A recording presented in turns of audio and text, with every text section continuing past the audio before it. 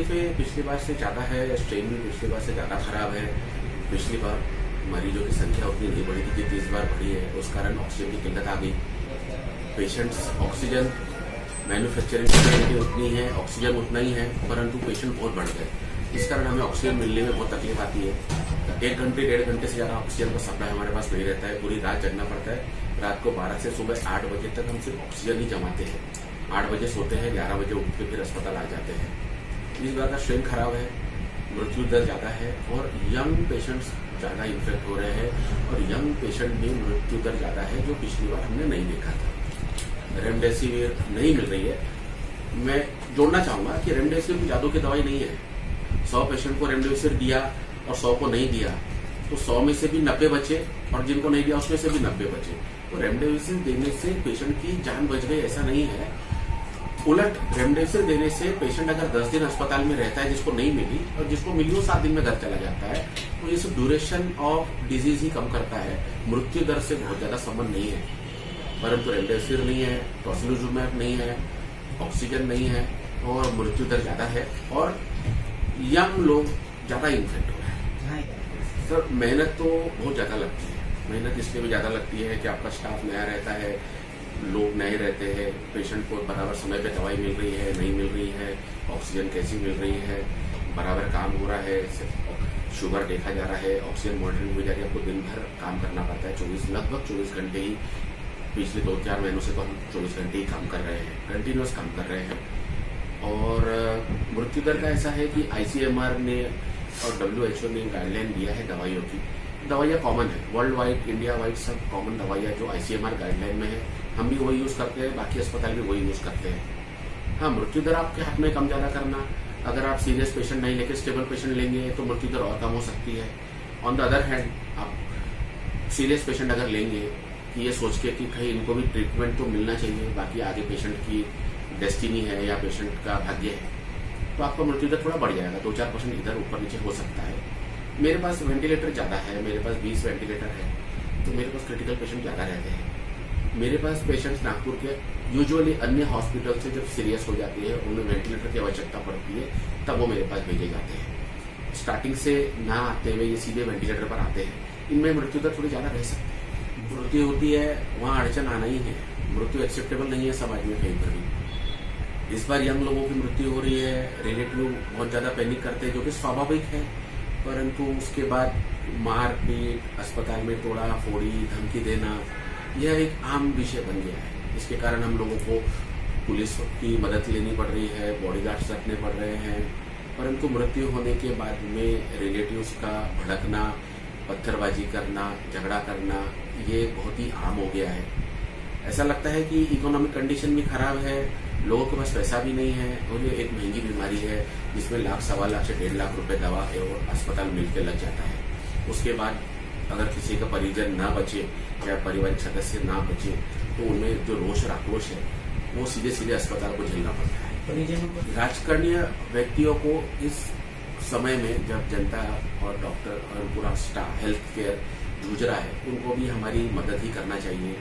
जिस समस्याओं से, जैसे ऑक्सीजन की विकराल समस्या थी, उससे ऊपर लाने में राजकारणीय लोगों का सहयोग ही आ सकता है। इंडिविजुअल लेवल और इंडिविजुअल जन सामान्य तो कुछ कर नहीं सकता।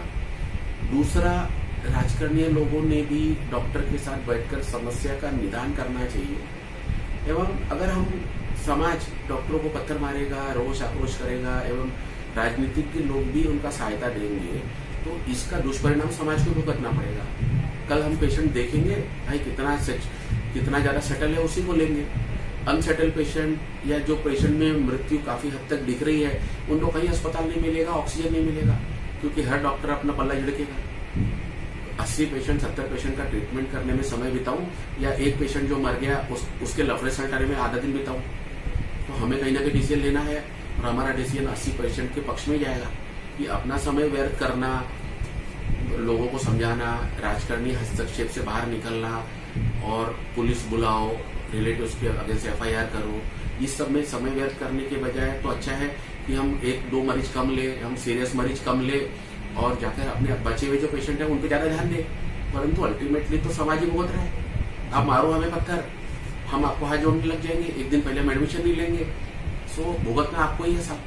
पेशेंट को सांस लेने में तकलीफ होना एवं ऑक्सीजन सेचुरेशन 94 से नीचे बने रहना एवं पेशेंट वृद्ध व्यक्ति होना एवं पेशेंट को ब्लड प्रेशर, डायबिटीज अथवा हार्ट की बीमारी या दमे की बीमारी या एड्स या कैंसर जैसी बीमारी जिसके अंदर शरीर की रोग प्रतिरोधक क्षमता कम हो जाती है, उन्हें अस्पताल की जरूरत पड़ती है। दूसरा एक चीज मैं पिछले साल से आज तक देखते आया हूँ, मरीज के परिजन रात को 11-12 बजे अस्पताल ढूंढने निकलते हैं।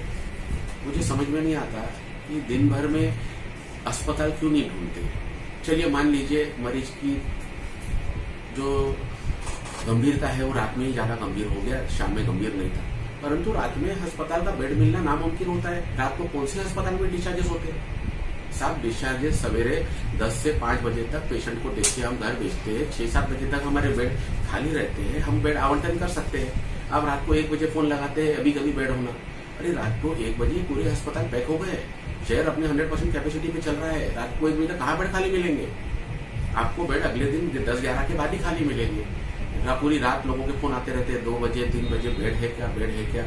ये जो बेड है, एक और इसमें मैं बोलना चाहूंगा, कोरोना के बेड किसी गायनिक अस्पताल अथवा कार्डियोलॉजी अस्पताल जैसा नहीं रहता। आज बच्चे की डिलीवरी हुई, 2 दिन बाद छुट्टी हो गई, 3 दिन बेड वापस आ गया। यहाँ हर एक मरीज 10-10, 12-12 दिन अस्पताल में लगा के जा रहा है, तो बेड का रोटेशन ही नहीं है उतना कि हम रोज नए 10 पेशेंट भर्ती कर सके। कार्डियोलॉजी के अंदर बाईपास होता है, 90 दिन घर जाता है, एंजियोप्लास्टी होती है, दूसरे दिन घर जाता है, बेड फिर बन जाता है। कोरोना में सीरियस पेशेंट ही आते हैं हमारे जैसे अस्पतालों में, बड़े अस्पतालों में जहाँ वेंटिलेटर की व्यवस्था है। हमारा पेशेंट अमूमन 7 से 8 दिन से 10 दिन के पहले घर नहीं जाता, तो नया बेड आने में 10 दिन से कम समय लगता ही नहीं है। बेड लाएंगे कहाँ से साहब? मेरा ऐसा मैसेज है कि जो जवाबदार आदमी है, जो जिम्मेदार आदमी है, उसे समझना चाहिए कि डॉक्टर भी दिल लगाकर पूरी जोर शोर से मरीजों के ऊपर अपनी पूरा ध्यान लगाकर उन्हें बाहर निकालने की कोशिश करता है। आप मुझे दुनिया का एक डॉक्टर बताओ जिसे मरा हुआ मरीज पसंद है? अरे कौन चाहता है उनका मरीज मरे साहब?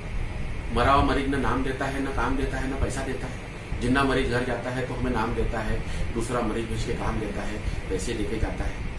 तो कोई भी डॉक्टर चाहकर किसी मरीज की जान क्यों लेगा? और अगर जान लेना ही है तो हम डॉक्टर बनके थोड़ी बैठे रहते हैं यहाँ पर। हम जान लेना नहीं चाहते, मरीज सीरियस आता है, परिवारजन लेट लेके आते हैं, कुछ परिवार लोग समय पे भी लाते हैं, परंतु बीमारी खराब है। लड़ाई हम आपकी मरीज के परिजनों की और हमारी कोरोना से है। आप मुझसे मत लड़िए, आप डॉक्टर से मत लड़िए, आप बीमारी से लड़ना है तो वो लड़ने में मैं आपका सहयोग दे रहा हूँ, मैं आपका दुश्मन नहीं हूँ। लोग आते हैं हमारा मार डाला, अरे क्यों मारेगा कोई डॉक्टर किसी मरीज को? और सीरियस पेशेंट में एक और प्रॉब्लम होती है, खूब सीरियस पेशेंट लेके आते हैं, 35-40 का स्कोर है, 35-40 का SpO2 है, बड़ी मुश्किल से वेंटिलेटर पे डालते हैं, 5 घंटे बाद मरीज आता है, डॉक्टर साहब को दवाई तो 4 बजे लगनी थी, 4:15 तक नहीं लगी, मरीज मर गया। कुछ ना कुछ बहाना, कुछ ना कुछ मन में आना, उनके मन में खटक जाता है और फिर डॉक्टर से लेकर वो झगड़ा करते हैं। मरीज अगर 50% पे भर्ती हो रहा है तो उसके घर जाने की संभावना 50% से भी कम है। हमें मरीज भर्ती करते समय मालूम रहता है कौन सा मरीज घर जाएगा और कौन सा नहीं जाएगा। परिवार वालों को बताया जाता है, वीडियो पे उनका कंसेंट लिया जाता है, राइटिंग में कंसेंट लिया जाता है, परंतु इस कंसेंट की कोई उपयोगिता ही नहीं रहती क्योंकि सुबह वो खड़े होकर पत्थर मारता है। तो मेरा ऐसा कहना है कि मरीज अगर किसी कारणवश नहीं बच पा रहा है तो इसलिए नहीं है कि डॉक्टर ने काम नहीं किया। ये बीमारी खतरनाक है, ये बीमारी से अमेरिका में लोग मर रहे, फ्रांस में लोग मर रहे, दिल्ली में लोग मर रहे। अरे हम क्या छूते हैं क्या? हम कहाँ से ट्रीटमेंट लाएंगे इसका? हम जो कर रहे हैं अपना बेस्ट कर रहे हैं और हम सभी मरीजों को बचाना ही हमारा काम रहता है। सो आप डॉक्टर का सहयोग करें और डॉक्टर आपके अगेंस्ट नहीं है, आप डॉक्टर आपके साथ में इस लड़ाई में है, ऐसा मान के चलिए तो आपके समय संबंध भी अच्छे रहेंगे। और मरीज का बचना नहीं बचना तो बीमारी और मरीज के भाग्य पर निर्भर करता है, डॉक्टर मरीज नहीं मानता।